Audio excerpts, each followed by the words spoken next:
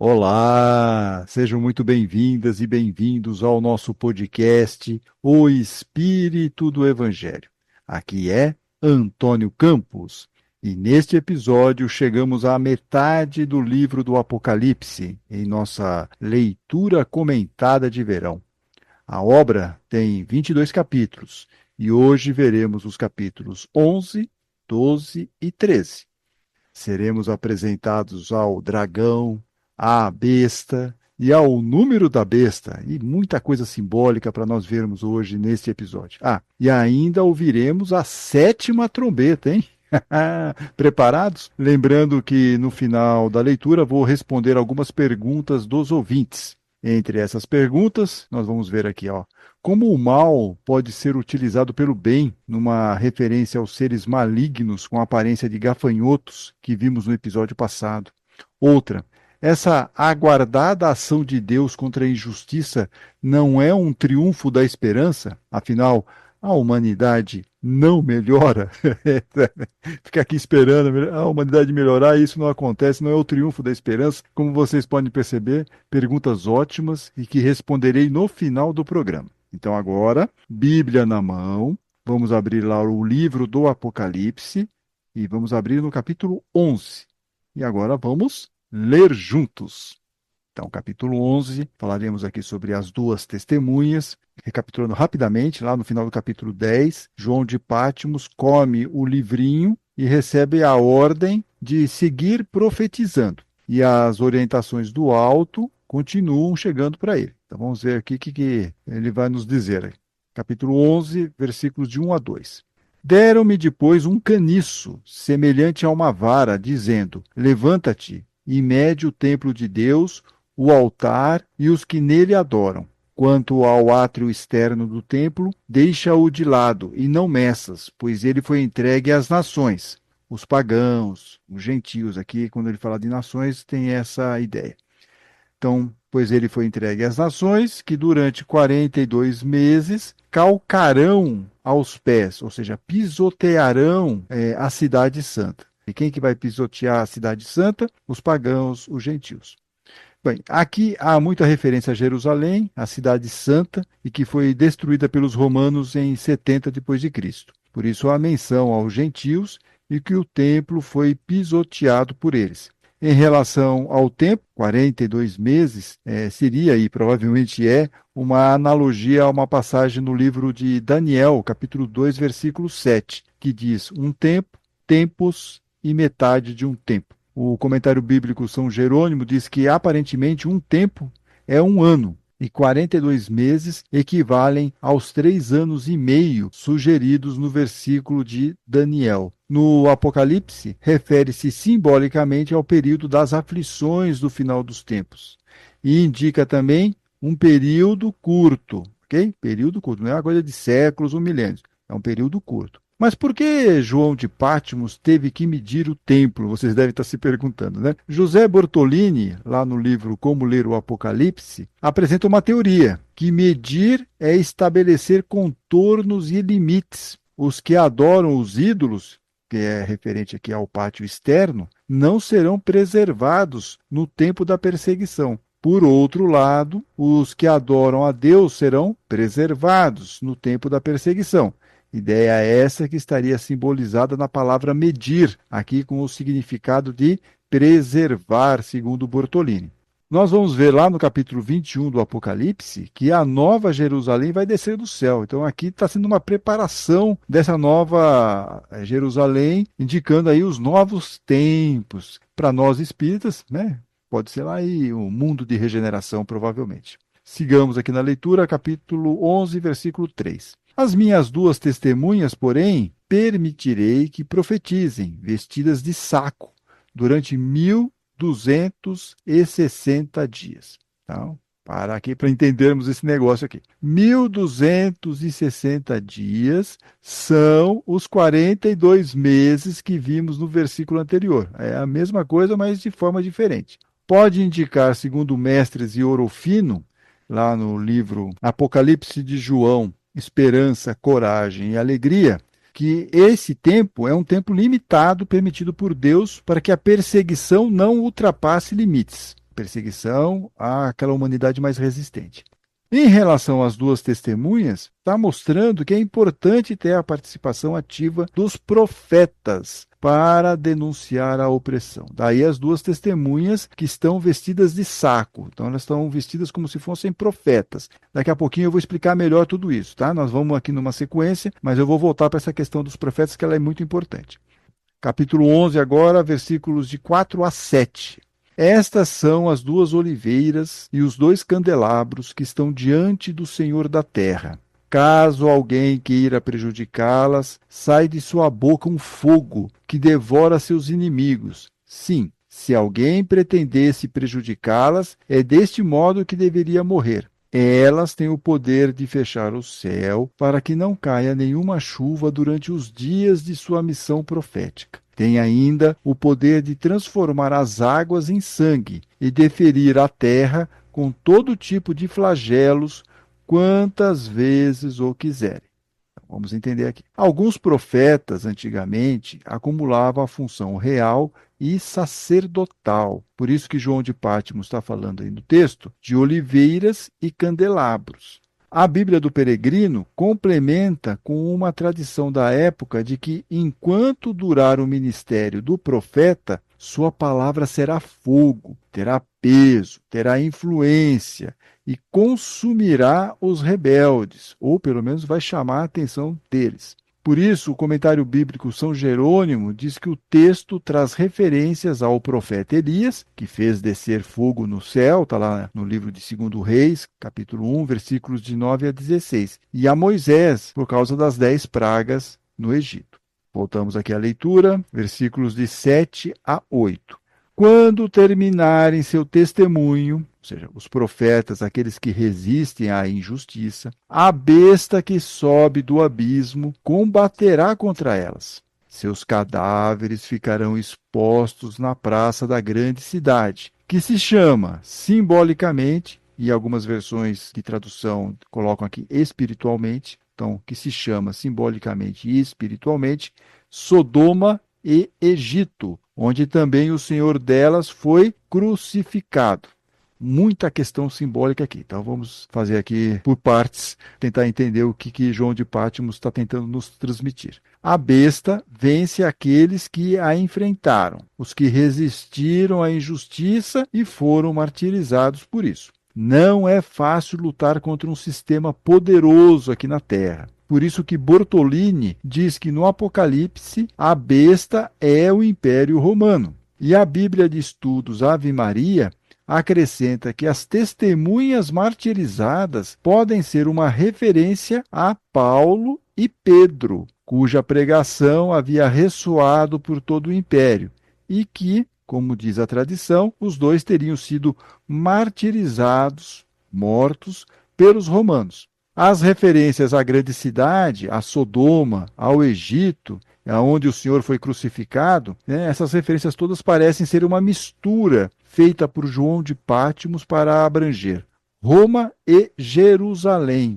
A Nova Almeida Atualizada indica que o autor quis mostrar que Sodoma, que é conhecida por sua rebeldia a Deus, e o Egito, que é conhecido por sua perseguição ao povo de Deus, influenciam espiritualmente a grande cidade, que é Roma e Jerusalém. E por que Jerusalém está nessa também? Porque na época Jerusalém estava sob o domínio romano. E é em Jerusalém que Jesus foi crucificado. E diz a tradição que foi em Roma, para reforçar aqui a ideia, que Paulo e Pedro foram mortos. Capítulo 11, versículos de 9 a 10. E homens de todos os povos, raças, línguas e nações veem seus cadáveres durante 3 dias e meio, impedindo que sejam colocados numa sepultura. Os habitantes da terra se rejubilam com isso, ficam alegres e trocarão presentes, pois estes 2 profetas haviam atormentado os habitantes da terra. Bem, o martírio dos 2 profetas, aqui vamos fazer uma interrogação, Paulo e Pedro, vamos supor que seja, traz alegria a muitas pessoas que apoiam a sociedade injusta de sua época, diz aqui o Bortolini, e chegam a festejar a morte dos 2. Mas a celebração dos rebeldes terá curta duração, 3 dias e meio. E 3 dias e meio nada mais é do que a metade de 7, o número da perfeição. Então, ainda tem jogo, segundo João de Patmos. Vamos ver o que acontece em seguida. Então, vamos para os versículos de 11 a 13. Contudo, depois dos 3 dias e meio, olha lá de novo, né? Metade de 7, um sopro de vida vindo de Deus penetrou-os, e eles se puseram em pé, esses dois profetas. E um grande medo se apoderou dos que os contemplavam. Ouvi então uma forte voz do céu que lhes dizia: subam para aqui. E subiram para o céu na nuvem, e seus inimigos os contemplaram. Então, os dois estão subindo ao céu. Naquela mesma hora, houve um grande terremoto. A 10ª parte da cidade caiu, e 7.000 pessoas morreram na catástrofe. Os sobreviventes ficaram apavorados e deram glória ao Deus do céu.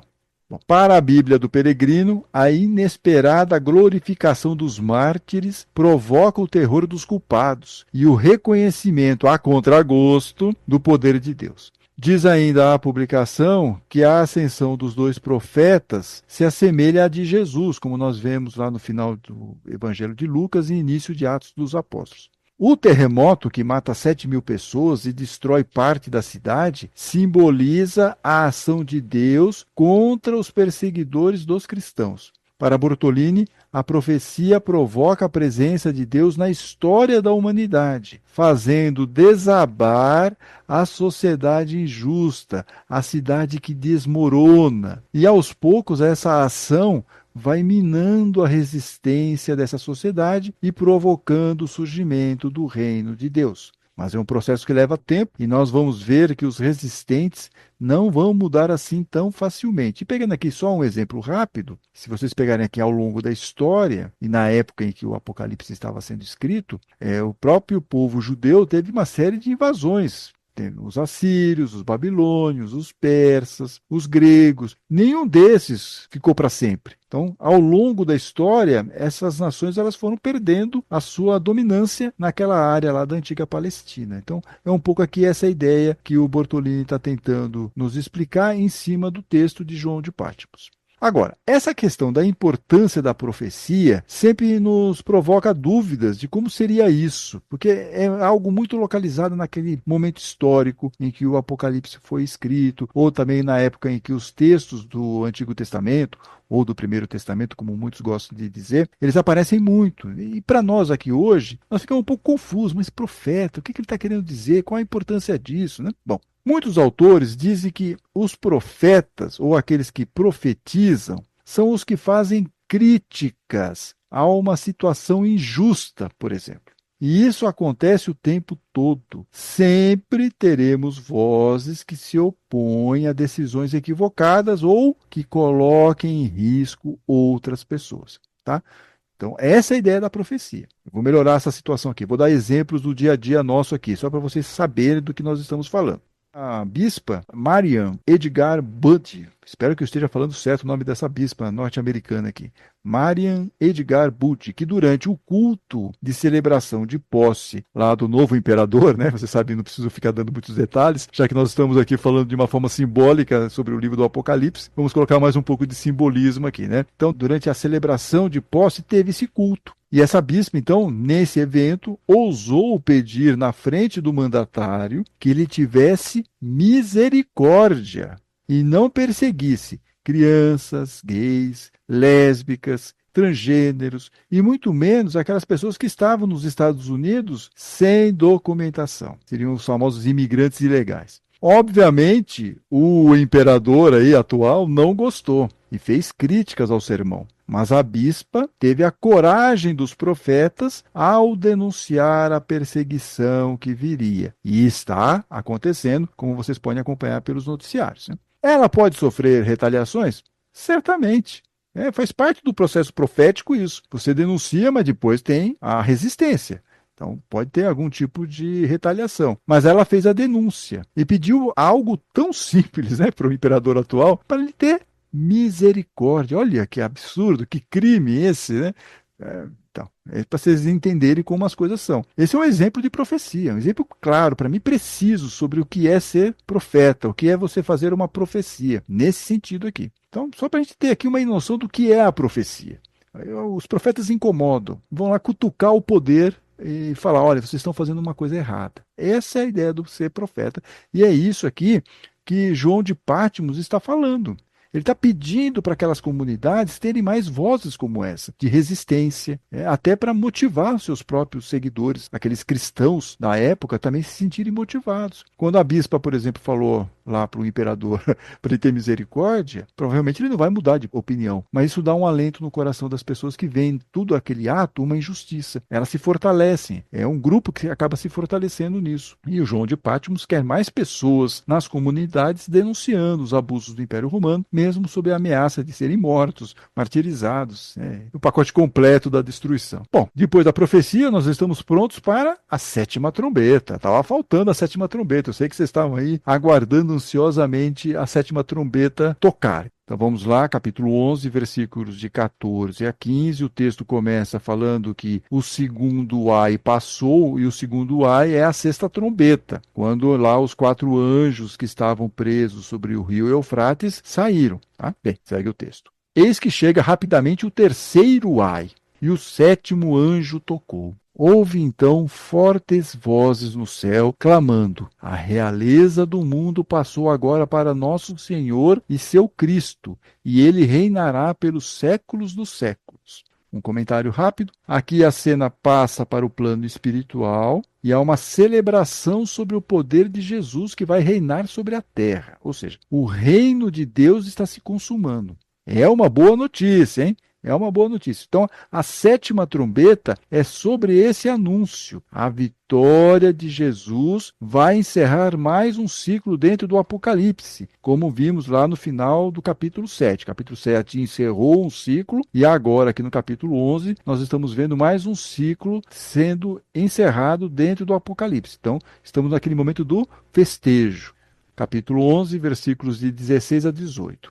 Os 24 anciãos que estão sentados em seus tronos diante de Deus prostraram-se e adoraram a Deus, dizendo: nós te damos graças, Senhor Deus Todo-Poderoso, aquele que é e aquele que era, porque assumiste o teu grande poder e passaste a reinar. As nações tinham se enfurecido, mas a tua ira chegou, como também o tempo de julgar os mortos, de dar a recompensa aos teus servos, os profetas, aos santos e aos que temem o teu nome, pequenos e grandes, e de exterminar os que exterminam a terra. Então, tudo isso aqui está sendo muito claro. Olha, o julgamento final vai acontecer, as pessoas que foram perseguidas serão vingadas, haverá aquela recompensa. Recompensa para os servos, para os profetas, para os santos e aos que temem o seu nome, pequenos e grandes. Então, olha só, vão receber sua recompensa. E também é um alento para as comunidades perseguidas que vão estar livres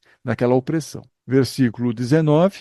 O templo de Deus que está no céu se abriu, e apareceu no templo a arca da sua aliança. Houve relâmpagos, vozes, trovões, terremotos e uma grande tempestade de granizo. A Bíblia do Peregrino diz que este versículo é o encerramento da sessão, do segundo ciclo, com a inauguração do reino de Deus e a aliança com seu povo. Lá tem a arca da sua aliança, volta. Né? Bom, mas o versículo serve também como abertura para um novo ciclo de eventos. Então agora nós vamos iniciar o terceiro ciclo, e esse é o último ciclo dos 3 que aparecem aqui no Apocalipse. Mas não é um ciclo que vai começar logo, tá? Nós vamos ter aqui alguma conversinha antes, tem alguns personagens que vão entrar, tem o dragão, vai ter a besta. Então nós temos aqui alguns personagens novos e vamos entender o porquê que eles estão sendo acrescentados a essa narrativa. Capítulo 12, a visão da mulher e do dragão. Então nós vamos ler agora do versículo 1 ao versículo 3 do capítulo 12. Um sinal grandioso apareceu no céu. Uma mulher vestida com o sol, tendo a lua sob os pés e sobre a cabeça uma coroa de 12 estrelas. Estava grávida e gritava, entre as dores do parto, atormentada para dar à luz. Apareceu então outro sinal no céu, um grande dragão, cor de fogo, com 7 cabeças e 10 chifres, e sobre as cabeças 7 diademas. Mais uma passagem que tem pouco consenso na interpretação. Tanto que a Bíblia do Peregrino faz um mix de possibilidades sobre quem seria a mulher. Uma das possibilidades é ela representar a sinagoga, ou a comunidade de Israel da qual nasce o Messias, porque vai falar aqui que ela tem 12 estrelas, uma coroa de 12 estrelas, pode estar representando as 12 tribos de Israel. Ok. Outra alternativa é a mulher ser a igreja, as comunidades cristãs. E essas comunidades geram o Messias em cada cristão. Desde que esse cristão, aqui é um comentário nosso, siga os ensinamentos de Jesus, tá? Aqui falando baixinho, também não adianta nada você falar que é Jesus na causa, mas não faz o que Jesus está pedindo para ser feito. Então tem isso também. Por fim, a Bíblia do Peregrino traz uma terceira interpretação. A mulher seria Maria, a mãe de Jesus. Na sequência do texto, vamos ver qual dessas opções se encaixa melhor na narrativa. O dragão é o grande antagonista do capítulo, mostrando todo o seu poder com suas 7 cabeças, com 7 diademas e 10 chifres. A Bíblia do Peregrino diz que o dragão, no Antigo Testamento, representa aí um império agressor. Egito, Babilônia e, no caso, aí o Império Romano. Mas o dragão também, e eu acho que aqui é a mais forte, pode ser representado pela serpente e encarna o poder maligno. Então estamos falando de uma coisa um pouco maior, mais ampla. E esse poder maligno muitas vezes é representado por Satanás, o acusador e o oponente de Deus. O fato é que o dragão quer acabar com a mulher e a sua descendência. Então agora vamos para a sequência, versículo 4. Sua cauda do dragão, sua cauda arrastava 1/3 das estrelas do céu, lançando-as para a terra. Ou seja, está mostrando a força do dragão. O dragão colocou-se diante da mulher que estava para dar à luz, a fim de lhe devorar o filho tão logo ele nascesse. Bom, se for Maria, o filho é Jesus. Se for uma menção às comunidades cristãs, ainda muito pequenas, o dragão, o Império Romano, quer exterminá-las. Voltamos aqui, capítulo 12, versículos de 5 a 6. Ela deu à luz um filho, um varão, que irá reger todas as nações com um cetro de ferro. Seu filho, porém, foi arrebatado para junto de Deus e de seu trono, e a mulher fugiu para o deserto, onde Deus lhe havia preparado um lugar em que fosse alimentada por 1260 dias. O tempo de novo voltando. Bem, Mesters e Orofino veem nesse versículo a mais breve descrição da vida de Jesus. Ele nasce, vive, morre, ressuscita e sobe ao céu. Os dois teólogos afirmam ainda que, como no Êxodo, a mulher, o povo de Israel, é levada para o deserto, onde é alimentada por Deus durante 1260 dias. Novamente a referência ao tempo da perseguição, os 3 anos e meio. Agora nós vamos ler dos versículos 7 a 12. Houve então uma batalha no céu. Miguel e seus anjos guerrearam contra o dragão. O dragão batalhou juntamente com seus anjos, mas foi derrotado, e não se encontrou mais um lugar para eles no céu. Foi expulso o grande dragão, a antiga serpente, o chamado diabo ou Satanás, sedutor de toda a terra habitada. Foi expulso para a terra, e seus anjos foram expulsos com ele. Então, aí a referência à famosa queda dos anjos maus. Ouvi, então, uma voz forte no céu proclamando. Então, agora vem o canto da vitória do mundo celestial. Agora realizou-se a salvação, o poder e a realeza do nosso Deus, e a autoridade do seu Cristo, porque foi expulso o acusador dos nossos irmãos, aquele que os acusava dia e noite diante do nosso Deus. Eles, porém, o venceram pelo sangue do Cordeiro e pela palavra do seu testemunho, pois desprezaram a própria vida até a morte. Aqui numa referência aos mártires. Por isso, alegrai-vos, ó céu, e vós que o habitais, ai da terra e do mar, porque o diabo desceu para junto de vós, cheio de grande furor, sabendo que lhe resta pouco tempo. O comentário bíblico São Jerônimo explica que o dragão ou serpente da narrativa é identificado como o acusador dos cristãos diante de Deus lá no tribunal celestial. Os cristãos são absolvidos nesse tribunal por causa da morte de Jesus na cruz. De qualquer forma, o dragão, apesar de ter sido derrotado no plano espiritual maior, como nós vimos aqui pela descrição, ele não está totalmente vencido e veio aqui para a Terra cheio de fúria contra as comunidades cristãs. Ele quer vingança. Versículos de 13 a 16. Ao ver que fora expulso para a terra, o dragão pôs-se a perseguir a mulher que dera à luz o filho varão. Ela, porém, recebeu as duas asas da grande águia para voar ao deserto, para o lugar em que, longe da serpente, é alimentada por um tempo, tempos e metade de um tempo. De novo aqui, né?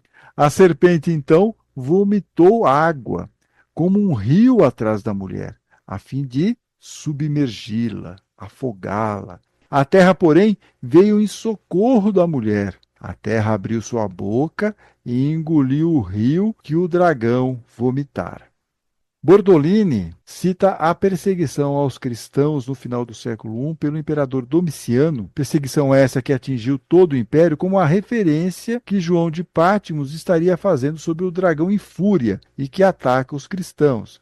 O dragão aqui ele seria mais um agente influenciador do que um agente executor, então ele pode estar, como é um poder maligno, ele pode influenciar as ações do imperador, e nós vamos ver por quê daqui a pouquinho, quando surgir a besta. Tá? Bem, para a Bíblia do Peregrino, as asas de águia que a mulher usa para escapar do dragão vêm lá do Êxodo, capítulo 19, versículo 4. Vocês viram o que fiz aos egípcios, e como levei vocês sobre asas de águia, e os trouxe para perto de mim. É uma declaração aqui, uma frase atribuída a Deus. E é exatamente em cima dessa frase que João de Pátmos está usando aqui, que a mulher vai usar as asas de águia para escapar do dragão. O deserto como refúgio vai lembrar Moisés, por causa do Êxodo, Davi e Elias. Já a serpente que vomitou água representa, segundo a Bíblia de Jerusalém, Satanás lançando o Império Romano como um rio para engolir a igreja. Aqui é uma ideia interessante, que eu acho que é mais correspondente. Quer dizer, o poder maligno insuflando o imperador, o Império Romano, a continuar aqui uma perseguição aos cristãos. Tem uma influenciação espiritual maligna. Então o dragão está fazendo essa influência. Não que o dragão está indo correndo atrás, né? Mas ele influencia quem possa ir atrás das pessoas que ele quer perseguir. E essa imagem aqui do rio, para simbolizar o Império Romano, vem de Isaías, que comparou a invasão assíria a um grande rio que arrasa tudo. Está lá em Isaías, capítulo 8, versículos de 7 a 8. Mesters e Orofino explicam que a terra que se abriu e engoliu o vômito significa que a história engoliu o Império Assírio e vai engolir também o Império Romano, como inclusive já havia mencionado anteriormente essa ideia, né? Sigamos aqui, versículos 17 e 18. Enfurecido por causa da mulher, o dragão foi então guerrear contra o resto dos seus descendentes, os que observam os mandamentos de Deus e mantêm o testemunho de Jesus. Por isso, o dragão se colocou de pé na praia do mar. Há uma outra tradução que diz o seguinte: e o dragão ficou sobre a areia do mar. A Bíblia de Jerusalém faz uma tradução estranha, que não é acompanhada por outras Bíblias, né? Coloquei-me depois na praia. Olha só, né? Meio estranho. Coloquei-me depois na praia. A Bíblia de Jerusalém usa nesse versículo a primeira pessoa do singular. Então é melhor nós ficarmos aqui com esse final, que o dragão ficou sobre a areia do mar. A Nova Almeida Atualizada explica que o dragão se vê frustrado por não ter conseguido eliminar a mulher, ou Israel, ou Maria, né? E seu filho, o Messias, Jesus, e vai atrás dos descendentes, os que observam os mandamentos de Deus e mantêm o testemunho de Jesus, ou seja, os cristãos, aqueles que perseveram em fidelidade e obediência ao Evangelho enquanto estão sob ataque. E aí aqui também tem uma referência, mais uma, à perseguição do imperador Domiciano. E aqui, para ficar um pouco mais claro, aqui, vamos tentar fazer um resumo do que João de Patmos está falando e o que ele está querendo das comunidades. E quem traz uma explicação muito interessante é o historiador Leandro Carnal, quando ele analisa esse capítulo. E ele diz que o Apocalipse é um livro que traz para nós o comportamento de um cristão em época de crise. Então, qual é o nosso comportamento como cristão em uma época de crise? Não é só João de Patmos ou aquelas primeiras comunidades cristãs. Ao longo da história, nós vamos ter várias crises. Continuamos tendo crises. Mas qual é o meu comportamento? Qual deve ser o meu comportamento frente a essa situação, a essa época de crise? Diz aqui, Karnal, que diante de um aparente triunfo das forças do mal, ao cristão cabe a vida reta. Confiar que mesmo diante de provações, ele continuará ao lado do Cordeiro de Deus, ao lado de Cristo, e será salvo e redimido. Mas para tudo isso ele precisa manter o quê? Sua fé. Então é isso que João de Patmos está tentando, pela sua linguagem simbólica, falar para aquelas comunidades cristãs daquela época. Mas é um recado que vale para nós também hoje. É um recado muito atual. E quando ele fala que cabe a vida reta, a vida que seguir aqui os ensinamentos de Jesus, colocá-los em prática, fazer a nossa reforma interior, passar pela nossa transformação moral dentro dessa época. Não nos deixar abater ou, de repente, mudar aqui os nossos pensamentos, sermos levados, né, pelo esse mundo material. Não, peraí, calma. Tem os problemas do mundo, mas vamos lembrar de Jesus lá em João. Jesus fala, eu venci o mundo. Nós também podemos, mas dentro desse critério de saber qual é o meu comportamento em épocas de crise, qual é o meu comportamento como um cristão, como um espírita em épocas de crise. Vamos para o nosso último capítulo da leitura de hoje, o capítulo 13. Aqui nós vamos ter muito simbolismo, aí é um capítulo denso não pela quantidade de versículos, mas pela questão simbólica. Tem muito simbolismo aqui no capítulo 13. O dragão, ou seja, a maldade, Satanás, né, aí o nome que vocês quiserem, vai agir agora por meio de seus auxiliares. Né? Auxiliares aqui entre aspas, vamos dizer assim. A besta que sai do mar e outra besta que vem da terra. Essas são os principais auxiliares do dragão que vão ser apresentados aqui no capítulo 13. Então nós vamos identificar juntos quem seriam essas bestas. Né? Versículo 1. Vi então uma besta que subia, saía do mar. Tinha 10 chifres e 7 cabeças. Sobre os chifres havia 10 diademas, e sobre as cabeças um nome, ou nomes, depende aqui da tradução. E esse nome é um nome blasfemo. Essa besta pode ser o imperador romano em particular, ou o Império Romano no geral, que mandava tropas e ordens por meio do poder marítimo de Roma. Mestres e Ouro Fino dizem que as 7 cabeças são representações dos últimos imperadores. Já os chifres e diademas indicam poder, muito poder. A Bíblia de Jerusalém aponta que essa simbologia, 7 cabeças e os 10 chifres, teve como inspiração a passagem no livro de Daniel, nosso velho conhecido aqui, que serviu muito de base para João de Patmos. Versículo 2. A besta que eu vi parecia uma pantera, ou leopardo na maioria das traduções. Seus pés, contudo, eram como os de um urso, e sua boca como a mandíbula, a boca de um leão. E o dragão lhe entregou seu poder, seu trono e uma grande autoridade. A besta, apesar de indicar aí o imperador romano, tem uma conotação mais ampla e pode ser uma referência não só ao Império Romano, mas a todos os impérios que já passaram e futuros. A Nova Almeida atualizada diz que essa besta pode ser uma composição de impérios antigos como Egito, Assíria, Babilônia, Pérsia, Grécia, Roma e, obviamente, os impérios que sucederam a esses. A besta vai sempre exigir lealdade absoluta e impõe suas exigências com coerção e violência. A gente vê isso o tempo todo, né? Já vimos, continuamos vendo. É impressionante. Versículos de 3 a 4. Uma de suas cabeças parecia mortalmente ferida, mas a ferida mortal foi curada. Cheia de admiração, a terra inteira seguiu a besta e adorou o dragão por ter entregue a autoridade à besta. E adorou a besta, dizendo: quem é comparável à besta e quem pode lutar contra ela?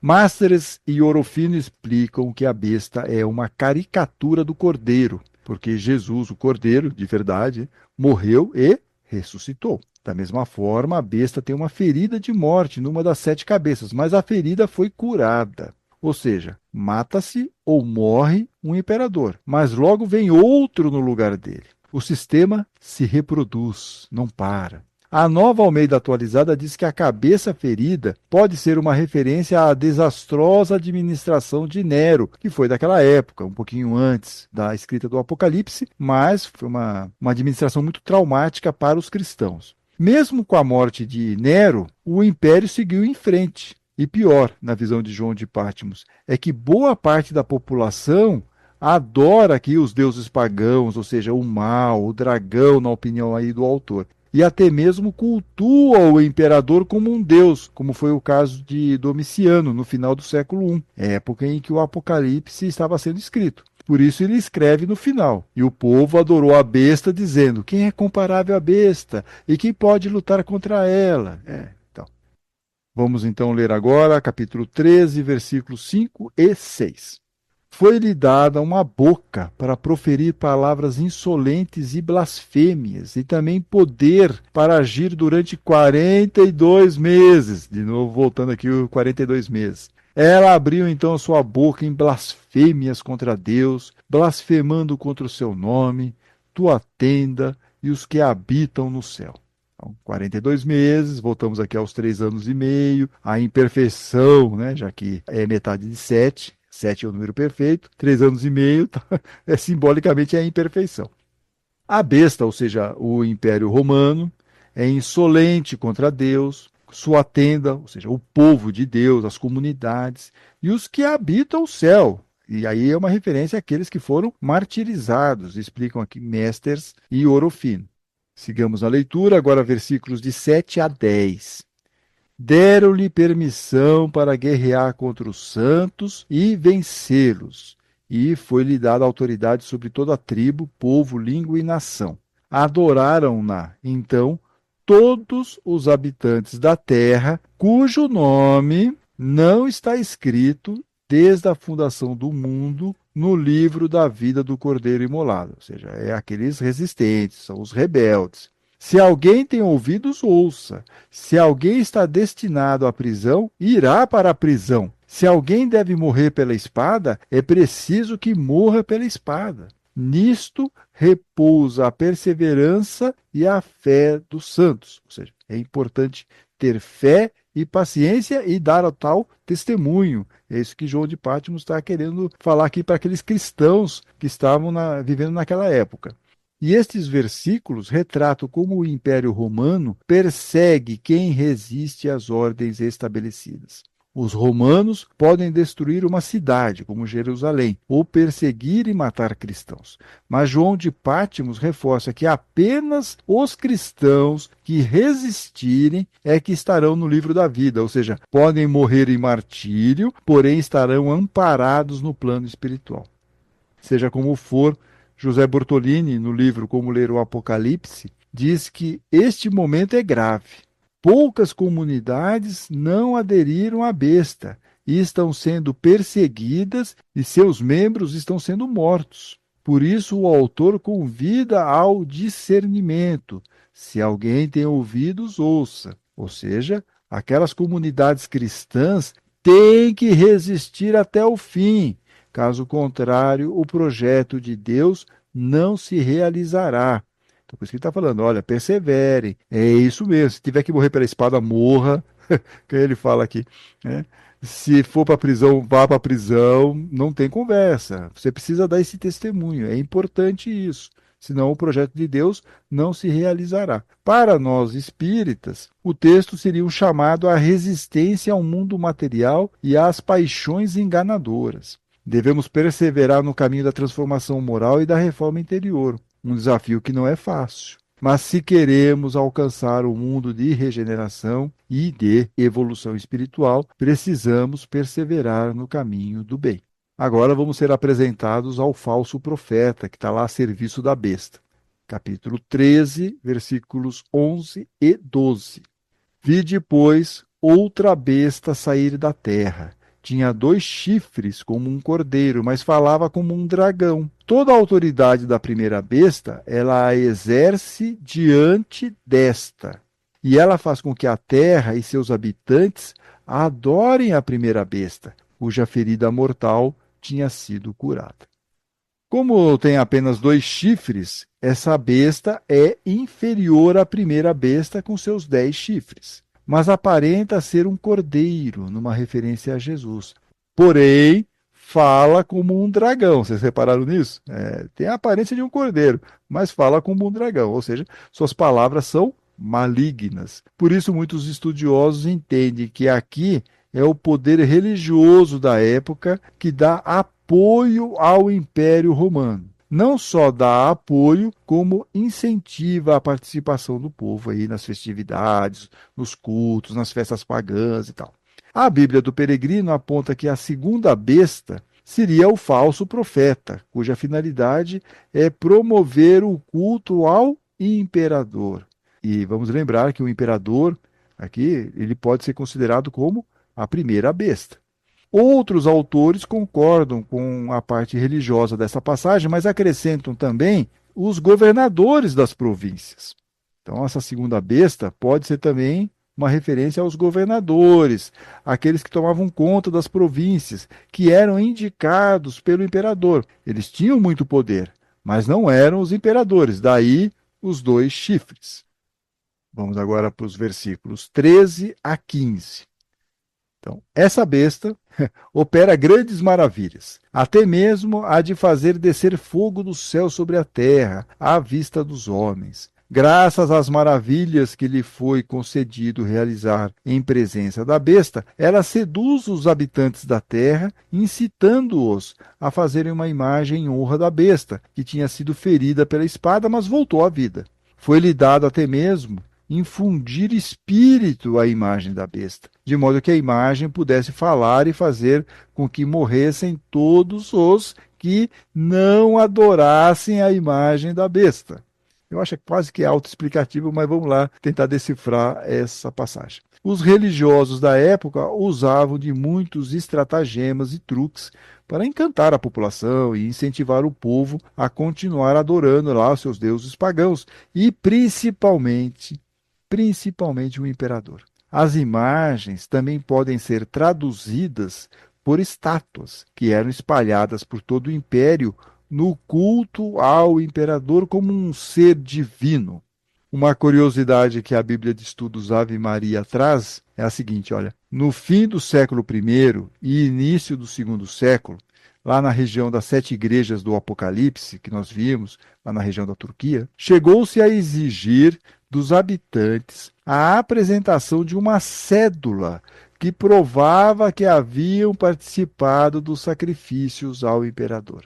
As cédulas chegaram a fazer, por algum tempo, parte da vida social e religiosa do povo.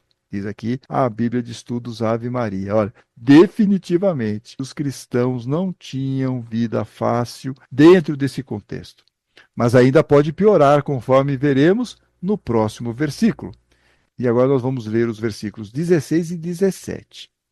Faz também com que todos, pequenos e grandes, ricos e pobres, livres e escravos, recebam uma marca na mão direita ou na fronte, para que ninguém possa comprar ou vender se não tiver a marca, o nome da besta ou o número do seu nome. E aqui então aparece outro problema para os cristãos do primeiro século. Como eles não se misturavam muito, tinham dificuldade de se misturar, por causa dos pagãos, suas festas, culto, e principalmente o culto ao imperador, então havia aqui uma dificuldade de sobrevivência econômica. Como que esses cristãos se viravam para vender e comprar produtos, por exemplo, fazer comércio? Por isso que João de Pátmos diz que só quem tem a marca na mão direita ou na fronte, como se fosse aí um selo imperial, é que podia participar também da vida econômica daquela sociedade. É uma maneira simbólica de mostrar como os cristãos ficavam marginalizados na sociedade da época. E aqui, nessa passagem, podemos enxergar também uma caricatura da marca que os cristãos recebem de Deus, que vimos lá no capítulo 7. Também uma referência, como vocês podem perceber, que não é nem um pouco comparável àquela marca de Deus. É uma marca que gostaria de ser algo próximo, mas não é. Versículo 18, e finalizando nossa leitura. Aqui é preciso discernimento, ou dependendo da tradução, aqui é preciso perseverança, ou talento, ou sabedoria. Quem é inteligente, ou for atento, ou tem entendimento, calcule o número da besta, pois é um número de homem, de um ser humano. Seu número é 666, ou 666, se vocês preferirem. Mestres de Ouro Fino chamam a atenção que a besta, ou seja, um animal, tem a identidade de um ser humano, ou seja, é gente, pessoa humana, que se comporta como animal. Que crítica fantástica, não? Até por isso o simbolismo é muito apropriado para esconder essas verdades naquele mundo dominado pelos romanos. É uma questão de sobrevivência. Mas quem seria esse personagem que estará escondido aí no símbolo 666? Bom, o que não falta é teoria sobre isso, até porque quando você fala de Apocalipse, vai lembrar do número da besta, o 666. Bem, eu acho aqui, particularmente, que é uma questão relativamente fácil. Eu gosto muito de uma interpretação que usa a ideia do imperador querer ser cultuado em vida, ou seja, ele quer ser Deus. Ele quer ser perfeito como Deus, quer ser adorado como Deus. E como nós representamos a perfeição no Apocalipse? Com o número 7. Vocês já estão sabendo disso, né? O número 7 é o número da perfeição. A besta, ou seja, o imperador da vez, tem muito poder, tem muitos recursos, domina quase o mundo inteiro. Por isso, o seu número vai ter 36, certo? Vai ter 36, 666. Ele pode tudo isso. Ele pode ter poder, ele pode ter recursos, ele pode dominar o mundo, mas ele não é 7. Ele não é perfeito. Ele não é invencível, ele não é imortal. Ele não é Deus, ele nunca vai ser Deus. E nem vou falar da parte assim, da bondade, da misericórdia, do amor ao próximo, dessa elevação espiritual. Não estou nem mencionando isso. Eu estou só falando da questão mesmo do poder. Poder, recursos, dominar o mundo. O imperador até pode tudo isso, mas ele não vai chegar à perfeição. Ele nunca vai chegar a ser Deus. Por isso que ele vai chegar no máximo a ser 666, nunca 7. Mas aí vocês devem estar se perguntando, mas é possível descobrir o nome do imperador que está escondido aí no número 666? Isso vem provocando muito estudo, muita teoria, tal, né? Mas a Bíblia do Peregrino diz que em hebraico e também no grego, as letras servem de algarismos e por isso um nome pode ser trocado por um número. Essa técnica é conhecida por gematria. Então, só para vocês entenderem, você pega aqui o alfabeto nosso, só para vocês terem uma noção. Tem lá o A, B, C. Então, o A vai representar o número 1, o B o número 2, o C o número 3. Vamos supor que o nome da pessoa seja ABC. Então, vai ter o número 1, o número 2 e o número 3. 123 representa o nome ABC. A opinião mais corrente por hora o identifica como Nero, que governou Roma, o Império Romano, de 54 a 68. Ou Domiciano, que governou também entre 81 e 96. Agora, no caso de Domiciano, tem aqui um aspecto curioso, porque os cristãos viam nele um Nero redivivo. Isso, ou seja, ele seria a reencarnação de Nero. E ambos os imperadores perseguiram ferozmente os cristãos. Então, por isso que, na época da escrita do Apocalipse, os cristãos entendiam que Domiciano, na verdade, era Nero redivivo, era Nero ressuscitado. O tradutor Frederico Lourenço, ele escreve lá no seu trabalho muito bom, no segundo volume de sua tradução do Novo Testamento, ele diz que não há praticamente uma única figura polêmica na história universal que não tenha sido já identificada por trás desse número. Aqui ele está fazendo a comparação da besta com os personagens que já passaram pela história da humanidade. E como tem besta, né, gente? Como tem besta, meu Deus do céu. Diz ele que, na verdade, tem se visto nesse 666 tanto o imperador Nero como, por exemplo, o ditador Adolf Hitler. Aqui a lista é grande, né? Nós podemos nominar outras bestas nos dias atuais. Mas Lourenço explica que é possível converter as palavras hebraicas correspondentes a Nero César no número 666. Então, uma possibilidade é você pegar lá pelo hebraico, você faz essa conversão, e o número 666 daria, então, a palavra Nero César, em hebraico. A Nova Almeida atualizada acrescenta que o 666 pode também indicar, além de Nero César, mais uma outra palavra, que também pode ser escrita pelo 666, que é a besta. Isso aqui eu achei sensacional, eu não sabia disso, para mim foi uma revelação bombástica. Então a Nova Almeida atualizada está dizendo que o 666 pode indicar Nero César, mas também a palavra besta, nessa troca de números por letras. Então, com o mesmo número, o autor do Apocalipse dá dois recados: Nero César e besta, ou Nero César é a besta. Sensacional, né? Bom, assim chegamos ao final do capítulo 13. Na semana que vem, continuaremos a leitura comentada do Apocalipse e leremos os capítulos 14, 15 e 16. Veremos o último ciclo de destruição e desta vez sem travas ou misericórdia. Dessa vez é força total. Serão as 7 taças da ira. Grandes emoções, não perca.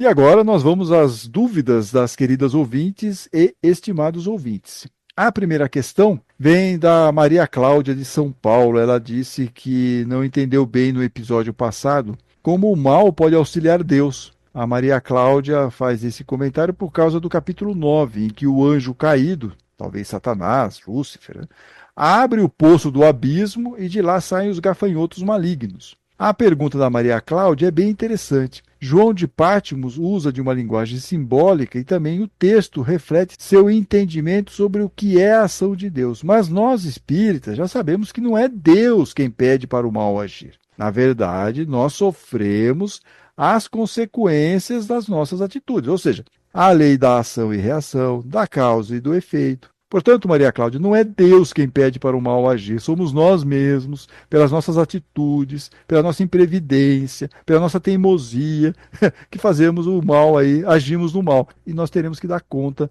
do que nós fizemos. A segunda e última pergunta que eu selecionei aqui para o programa de hoje vem do José Carlos de Belo Horizonte. Ele diz que a humanidade não tem jeito, pode ter destruição à vontade, que não vamos melhorar em nada. E que nós ficamos aqui vivendo um triunfo da esperança de ver um dia as coisas melhorarem. Ou mesmo que sejamos capazes, diz ele aqui, de chegar ao mundo de regeneração. Ele não acredita em nada disso. Ele está 100% cético. Para responder essa inquietação do José Carlos, eu vou lá ao Livro dos Espíritos, na resposta à questão 737, na parte sobre os flagelos destruidores, que nós vimos boa parte das questões desse capítulo no programa passado, mas eu não falei sobre essa em especial.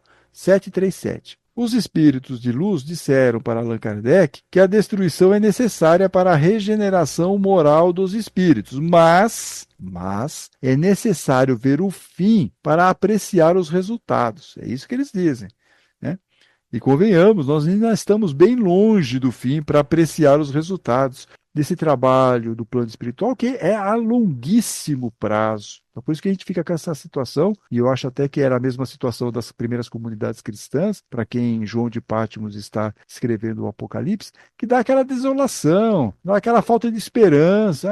Isso nunca vai mudar, vai ser assim mesmo, né? Mas vocês vejam, por exemplo, o Império Romano, que perseguia os cristãos, no final do século I e início do século II, lá no ano 300, século IV, o que acaba acontecendo? Constantino se converte ao cristianismo e faz todo mundo virar cristão. Dava para aquelas primeiras comunidades de João de Patmos imaginar essa ideia maluca de que mais 2 séculos eles já estariam todos sendo cristãos no Império Romano? Então, A gente não consegue ver essas coisas. Nós vemos o momento presente e tentamos projetar alguma coisa, mas não dá para nós ficarmos presos a essa nossa visão tão limitada, e é isso que os espíritos de luz disseram para Kardec na 737, nessa parte aqui em que eles comentam sobre a lei de destruição. Por isso, José Carlos, só depois de muitas reencarnações é que veremos efetivamente essa evolução em nosso planeta. E como eu disse lá para Maria Cláudia, vamos focar no que está no nosso alcance, né? Vamos focar naquilo que está na nossa mão. Vamos fazer a nossa transformação moral, tentar ser pessoas boas, pessoas melhores, espíritos mais evoluídos. Vamos tentar fazer isso, que é o que cabe a cada um de nós, né? Bom, então, semana que vem voltamos com a leitura comentada do livro do Apocalipse e dessa vez com as 7 taças da ira. Por favor, curtam e compartilhem esse episódio, inscrevam-se em nosso canal no YouTube ou aplicativos de áudio e sigam o Espírito do Evangelho nas redes sociais. Até a semana que vem, hein? Fiquem bem, fiquem com Deus.